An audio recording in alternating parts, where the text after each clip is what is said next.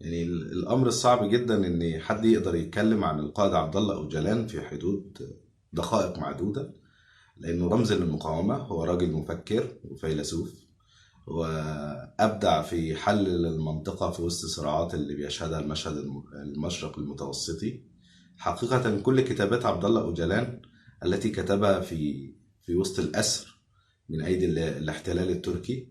بداية التضحية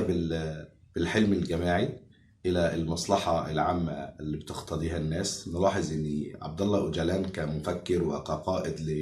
لحركة وطنية للدفاع عن حقوق الشعب الكردي في جنوب شرق تركيا، وحزب العمال الكردستاني كحركة مقاومة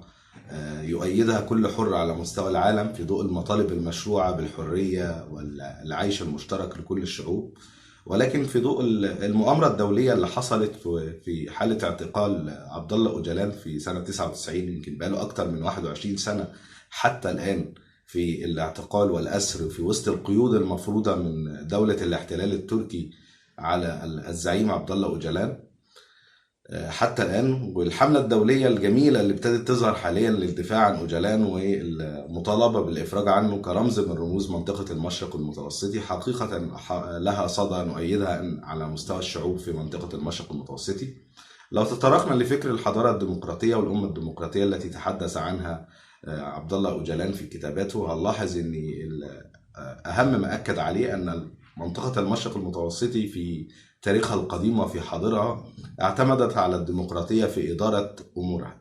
حتى إن نقطة الاختلاف اللي موجودة في منطقة المشرق المتوسطة أو الشرق الأوسط بمفهوم العام من دول هي أسست الحضارة الإنسانية بعناصر سكانية مختلفة من الكرد والعرب والسريان والأشوريين وغيرهم من شعوب المنطقة،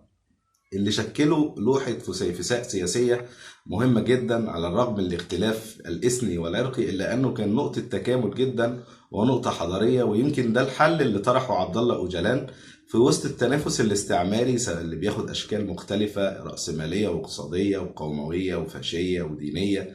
وفي نفس الوقت أو المناطق بما فيها من الأمازيغ أو حتى العرب والكرد والسريان في وسط ضوء الاحتلالات أو الاستعمار بأشكاله المختلفة. وإن الأنظمة السلطوية اللي كانت موجودة في المنطقة هي السبب الرئيسي في التدخلات الدولية، لأنها استقطبت عدد من القوى في منطقة المشرق المتوسطي لضوء مصالح مجموعة أو أقلية تسيطر على أغلبية، زي ما شفنا في المشهد في العراق أو في المشهد السوري.